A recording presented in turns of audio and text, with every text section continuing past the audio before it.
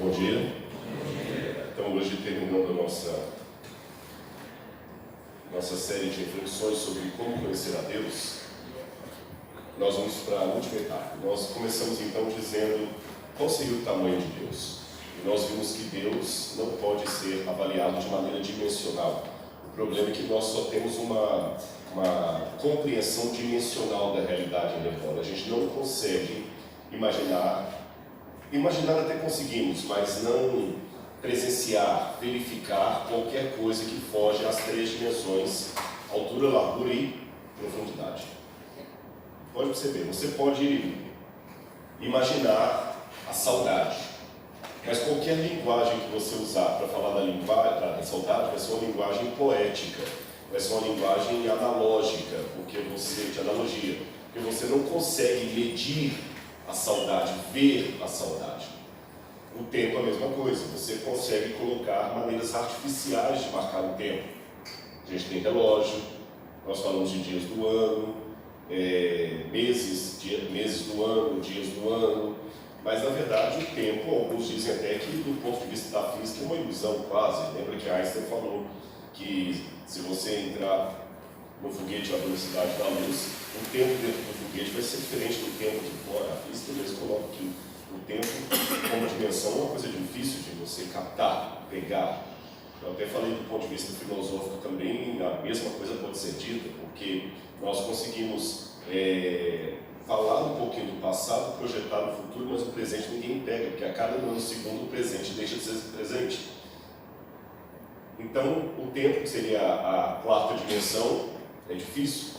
E alguns falam de outras dimensões, como Deus está fora como essência. Deus como essência está fora de qualquer dimensão conhecida, é difícil predicar sobre Deus a partir disso. Nós mostramos para vocês aqui os vários modelos de aproximação da coisa que tem. O que coloca o universo como isolado é o ateísmo. Só existe o universo é tudo que houve, que existe, que existirá. Nós colocamos um outro modelo, em que Deus está completamente fora do universo. Ele existe, mas o universo está aqui, Deus está no outro plano, que chega a ser o deísmo, de Miller, Voltaire, antes dele. Nós falamos daquele outro modelo que traz Deus demais para dentro do universo, de modo que o universo é Deus, Deus é o universo, Deus está limitado pelo universo. E colocamos aquele outro modelo teísta, que nós acreditamos que é o mais plausível. Deus, ele está além do universo, porque Deus já existia antes do universo, mas ele interage com esse universo, ele envia o seu Filho, ele vem habitar aqui, ele comunica, ele atende orações, ele entra na nossa história, que seria o modelo teísta. Também nós verificamos, depois disso, algumas questões concernentes ao paradoxo de Deus. E nós mostramos para vocês, usando até uma bem-humorada ilustração de vídeo, que Deus não é contraditório, mas ele é paradoxal. E contradição e paradoxo não são sinônimos perfeitos. Contradição são duas coisas inconciliáveis, que se uma é verdadeira, a outra tem que ser falsa. Não tem como ser as duas coisas ao mesmo tempo. Mas o paradoxo não. São duas coisas aparentemente opostas, mas que se harmonizam no mesmo ser. Então, vamos continuar aqui. Pode passar o próximo até... Hoje nós vamos estudar um pouquinho quanto custou tudo isso. Pode passar até lá no final. Aqui, como está tudo no slide só, pode passando. É bom que vocês vão recapitulando algumas coisas que nós vimos aí já.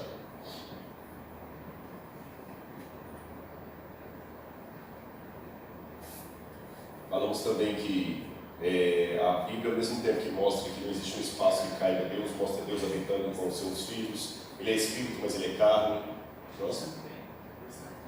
Pode passando. Quanto custou? Pode. Essa parte nós não tivemos como apresentar a vocês. Fica para uma próxima oportunidade. Próximo. Pode ir. Volta um pouquinho nesse aqui. Volta mais um. Hebreus capítulo 1, versículo 1, você conhece essa passagem aqui. Quanto custou? Você sabe, a Bíblia fala que Deus é incompreensível, incognoscível em sua essência, ele habita na luz inacessível, tudo isso nós falamos. Agora me chama a atenção que Hebreus capítulo 1, versículo 1, havendo Deus falado de muitas maneiras aos pais pelos profetas, nos últimos dias nos falou através do Filho, a quem constituiu o herdeiro de todas as coisas. Quando você vai no grego, polímeros kai, polítropos, palai, hoteos, lalessas, doi, patracim, de muitas formas e de muitas maneiras, de muitas formas, de muitas maneiras, aos antigos, Deus falou aos pais. Tá certo? Obrigado. Já estava aqui, eu que comi música. Aí Deus falou de muitas maneiras aos pais, em tois profetais, que a gente pode traduzir como através dos profetas, em os profetas. E eshaltu ton hemeron, mas nos últimos dias, nesses últimos tempos, tuton elalesen rimin, nos falou em ruio. Se você observar no grego, está faltando o artigo. Isso perde um pouquinho na tradução da Bíblia, porque literalmente o que o autor de Hebreus está falando é que Deus falou aos pais pelos profetas, mas nos últimos dias Ele nos falou filialmente. A diferença é a seguinte: os profetas foram inspirados por Deus. Jesus não foi inspirado por Deus. Ele era Deus falando. Tá certo? Então Cristo foi aquele que trouxe a revelação do Pai. Agora, o que nós poderíamos saber de Deus sem Cristo? A mesma coisa que nós saberíamos dentro de um quadro anônimo. Se eu pegar um quadro anônimo aqui e mostrar para vocês esse quadro e perguntar o que vocês acham desse quadro, alguém mais apaixonado por criacionismo ou design inteligente vai falar assim: o quadro é uma prova que existe o pintor. Que o quadro não vai surgir mais. Ótimo, existe o pintor. O que mais? Que esse pintor é uma pessoa que tem ideia de profundidade, que ele tem ideia de matizes, que ele aprecia a arte, que ele tem isso, que é ótimo. Mas é difícil saber se esse quadro foi pintado por alguém que te ama ou alguém que é um psicopata. Porque eu podia fazer esse exercício aqui mostrando 2 tipos de quadros para vocês, e vocês iam se surpreender quando revelasse que o primeiro foi pintado por uma monja católica e o segundo por Adolf Hitler. Se Adolf Hitler, um demônio como aquele, pode pintar uma obra de arte, quem me garante que a natureza não é fruto de um brincalhão cósmico, de um Adolf Hitler cósmico? Então, mesmo que esse é o problema da teologia natural, já ouviram falar de teologia natural, né? Proposta por Santo Agostinho, depois Santo Tomás de Aquino aperfeiçoou. Esse é o problema da teologia natural e esse é o problema do design inteligente. Porque pela natureza eu posso ter algumas noções de Deus, mas eu não posso ter ideia sobre o caráter de Deus. Que a mesma natureza que mostra um Deus que cuida, aparentemente mostra um Deus também que destrói.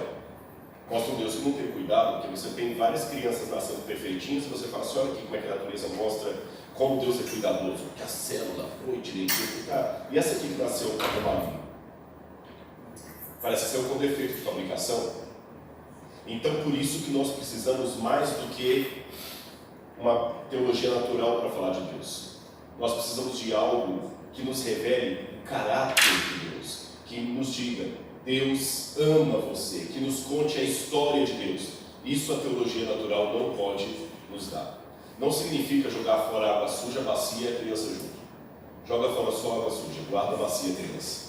Eu não estou com isso querendo dizer que a teologia natural é de toda irreal, que não presta. Não, eu estou apenas apresentando as limitações da teologia natural. Ficou claro para vocês? Então, lembra que eu falei que nós predicamos das coisas por 3 modos: univocidade, equivocidade ou analogia. Então eu só posso falar de Deus a partir da analogia. Porque, por exemplo, o 3 da Trindade não é o 3 da matemática. Porque ao 3 da matemática eu posso acrescentar 1 e vira 4. Eu posso subtrair 1 e vira 2. O 3 de Deus não é o resultado de uma soma. Nem é um número que admite multiplicações aritméticas. Então eu não posso falar do 3 de Deus por univocidade, mas também não posso falar por equivocidade, dizendo assim: não, na verdade o 3 é apenas uma imagem, ninguém sabe se Deus é 3, 4, 5. Como o pastor Amin contou quando ele estava no Canadá, houve um problema da Trindade, e uma mulher falou assim: eu não entendo por que esse pessoal briga tanto por causa da Trindade, de ser 1, 2, 3, quanto mais melhor. Não é assim que se analisa o 3 da Trindade. Por outro lado, embora eu admita que do ponto de vista da metafísica eu só posso falar de Deus por analogia, o meu coração pede mais do que uma analogia de Deus, pede um encontro com Deus. Sabedor do fato de que Deus é um paradoxo, eu preciso de um Deus paradoxal. Porque veja bem, como é que eu posso ter a certeza de que não se levantará por 2 vezes a maldade no universo? Simples. Deus não pode ter ponto vulnerável. Se houvesse uma criptonita que pudesse matar Deus, eu ia ficar preocupado. Porque vai que essa criptonita cai nas mãos do diabo ou de algum anjo de Satanás. Ele vai matar Deus e aí acabou. Deus não pode duelar com a sua vontade, Ele não pode ser surpreendido pelo futuro, Ele não pode ter melhorias, aprendizado, Deus não pode ser aperfeiçoado, tem que ser um Deus completo, um Deus que em si mesmo se basta. Eu não posso confiar 100% num Deus que pode ser traído pelos seus sentimentos. Sabe um garotinho apaixonado que ele sabe que a menina não presta, mas ele vai de novo atrás dela porque ele está apaixonado? Não posso trabalhar com Deus que os sentimentos dele virem uma armadilha para ele, que ele quer fazer. Imagina assim que ele ama tanto Lúcifer como o filho, que na hora do lago de fogo e enxofre, o coração de pai fala mais forte e ele não tem coragem. Entende o ponto que eu quero colocar? Eu não posso trabalhar com Deus assim, tem que ser um Deus acima de qualquer coisa, um Deus que não tenha medo de nada. Mas, no outro lado do espectro, eu preciso de um Deus que seja o oposto disso. Eu quero um Deus que eu possa contar uma piada e ele rir comigo no final, não sabendo qual o desfecho. Eu quero um Deus que eu possa brincar com ele, chegar em casa e falar assim: Deus, eu quero te contar o que aconteceu hoje. Ele: sim, meu filho, pode falar. E sinceramente, como é que você pode ter relacionamento com uma pessoa que já sabe tudo? Que graça tem? Ele só está fingindo que não sabe para conversar com você, não tem graça. É como uma pessoa que não precisa do seu abraço, mas finge que está precisando só para você se sentir bem. Eu preciso de um Deus que caiba no meu abraço, que eu possa dar um abraço nele. Mas como é que ele pode caber no meu abraço se ele é infinito? Eu preciso de um Deus que eu possa deitar no colo dele. Mas como é que eu posso deitar no colo dele se a dimensão dele é insondável? Eu preciso de um Deus que admita: filho, também estou com medo. Você já tentou ser consolado por alguém que não tem medo de nada? É terrível. Não é bom quando você passa por uma experiência ruim e alguém que passou por uma experiência semelhante fala assim: eu te entendo, eu já passei por isso. Eu preciso de um Deus que saiba o que é sofrer, saiba o que é ser rejeitado, que possa me abraçar. Isso é um outro espectro. Como é que pode resolver isso? Pode passar o próximo, por favor? Mais um. Mais um. Eu estou... aqui, está certo. Perdão, eu estava apontando para lá. Como pode um Deus eterno sinceramente morrer? Eu perguntei isso, né? Bom, Jesus morreu na cruz do Calvário, isso é um fato. Os gnósticos que diziam que Cristo apenas aparentou morrer, né? Mas na verdade ele morreu na cruz do Calvário. A teologia do esvaziamento vai explicar isso e responder aquela pergunta: quanto custou? Abra uma Bíblia comigo em Filipenses capítulo 2, para mim uma das passagens mais lindas da Bíblia. É o Evangelho fora dos Evangelhos. Filipenses capítulo 2, versículos 5 a 11. Tende em vós o mesmo sentimento que houve também em Cristo Jesus, porque ele, subsistindo em forma de Deus, não julgou como usurpação ser igual a Deus, antes a si mesmo se esvaziou, assumindo a forma de servo, tornando-se semelhante a homens e reconhecido em figura humana. A si mesmo se humilhou, tornando-se obediente até a morte, e morte de cruz. Pelo que Deus também Deus o exaltou sobremaneira, ele deu um nome que está acima de todo nome, para que ao nome de Jesus se dobre todo o joelho, nos céus, na terra, debaixo da terra, e toda língua confesse que Jesus Cristo é o Senhor, para a glória de Deus o Pai. Fique com a Bíblia aberta. Essa é a teologia da kenosis de Paulo. O que significa kenosis em grego? Esvaziamento. Mas deixe-me transformar esse verso aqui num esquema. Eu não gosto muito da palavra subsistindo, porque ela fica um pouco difícil de entender. Subsistindo no grego quer dizer existindo eternamente. Tá bem? Significa que Cristo existindo. Esse aqui também não está bem, não. Quando se define filho, o filho é Deus, não filho de Deus. Subsistindo na forma de Deus, quer dizer, como Deus, ele não ficou agarrado ao fato de ser Deus. Antes assim mesmo se esvaziou, assumindo a forma de servo. Interessante que antes de assumir a forma de homem, ele assume a forma de servo. Isto indica que antes da encarnação, Cristo já teve uma forma diminuída. E eu fiz menção disso ontem, ao descrever para vocês uma teologia que é muito contradita aí fora contra os adventistas, que nós acreditamos que Miguel era Jesus. Essa nossa ideia não é semelhante à das testemunhas de Jeová, que Jesus não era Deus, mas ele mesmo sendo Deus, ele já se esvaziou e assumiu a forma de anjo. E a pergunta que a gente faz é o seguinte: por que Jesus precisou assumir a forma de um anjo? Não tinha pecado ainda.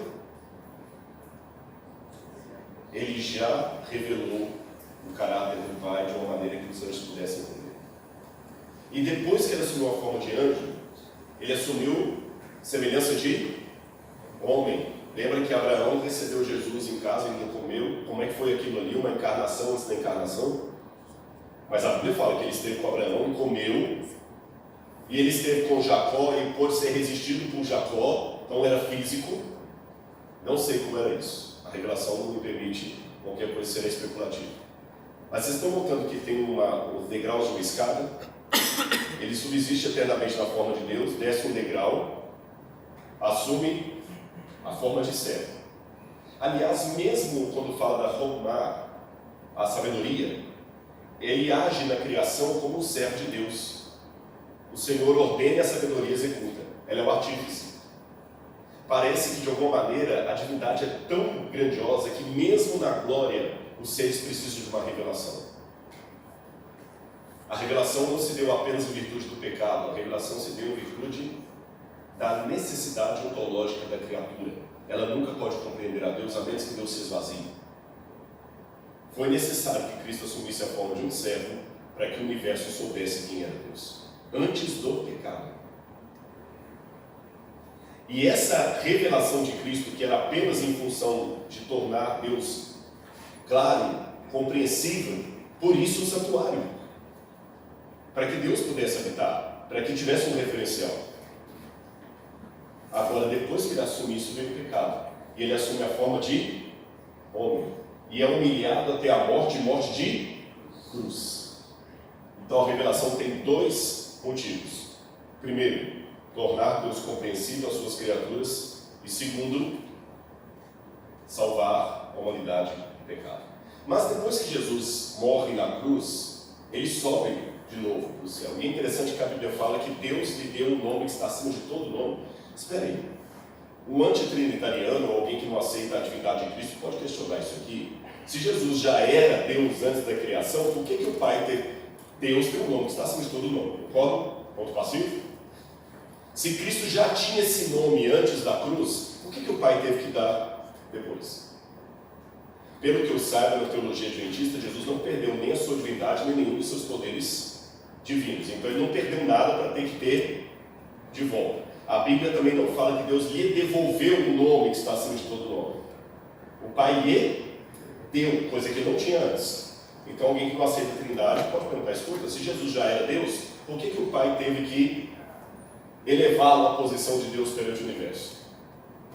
Seria como, de repente, um professor de teologia tendo doutorado, ele já é reconhecido como doutor em teologia, e agora ele chega na igreja aos irmãos dando um título honoris causa de doutor para ele. Tá, obrigado, mas eu já sou. Sabe por que Cristo recebeu o nome? Porque antes da cruz, ele era Deus por natureza. Depois da cruz, ele se tornou Deus por natureza e por honra ao mérito.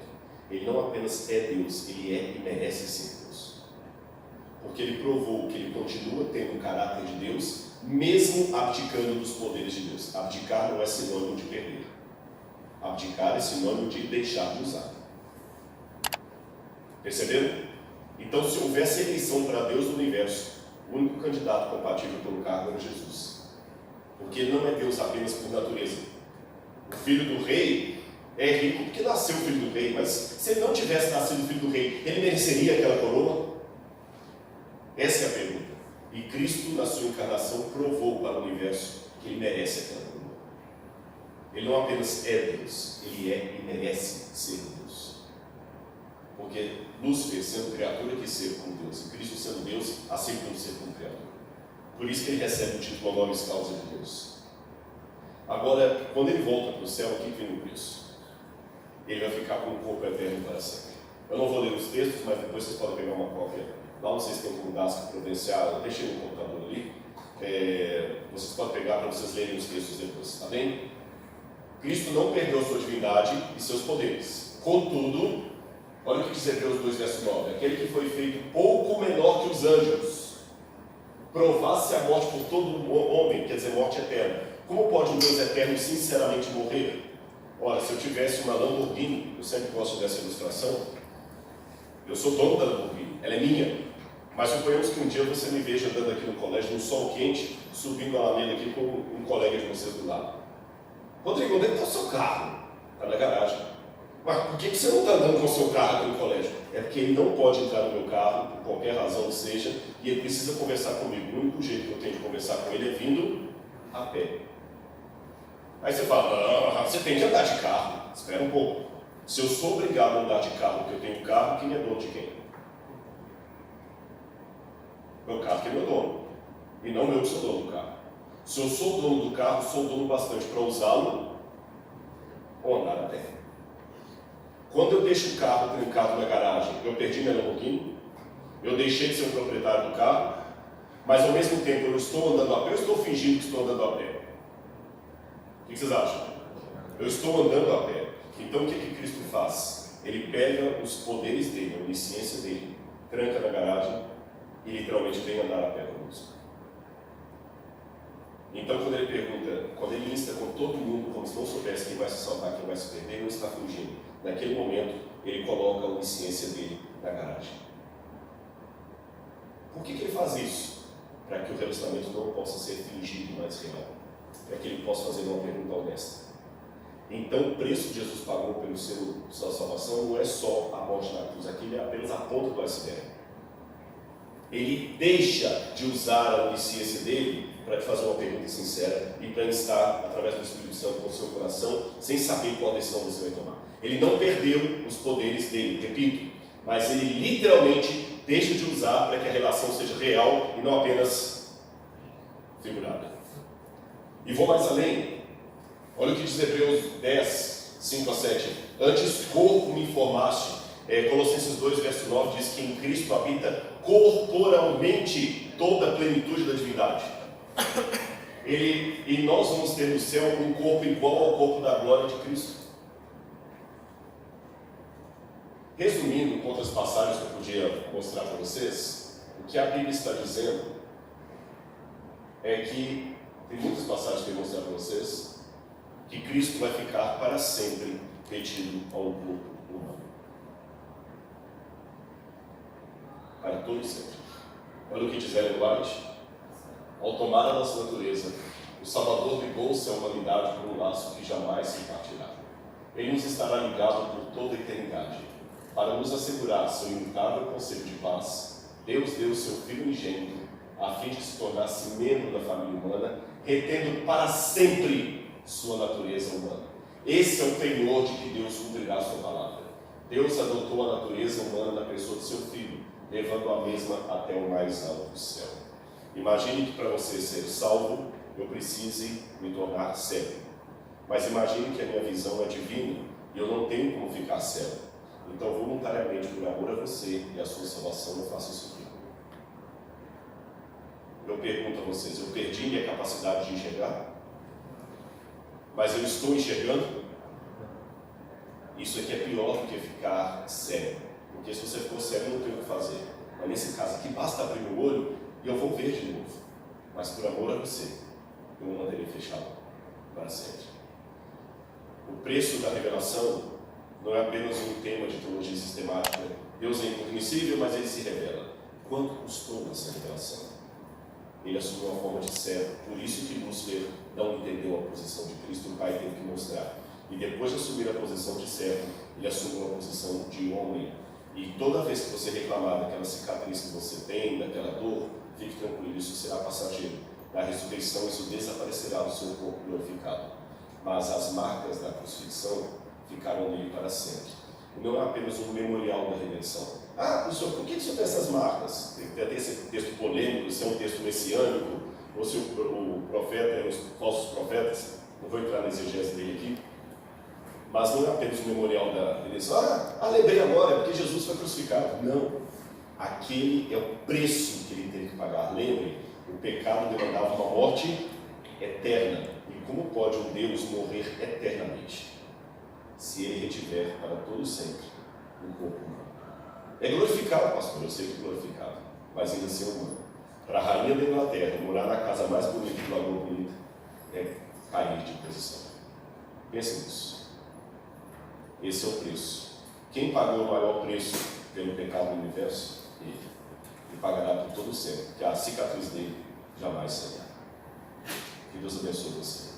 Isso que significa conhecer a Deus, conhecer Cristo. E através de Cristo, a divindade. Vamos ficar de pé e fazer a oração final.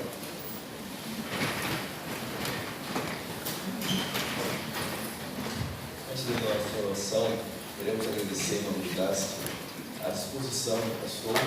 O professor estar aqui todas as manhãs conosco. Esse aqui é uma lembrança. Deus o abençoe e Deus seja louvado pelo seu ministério.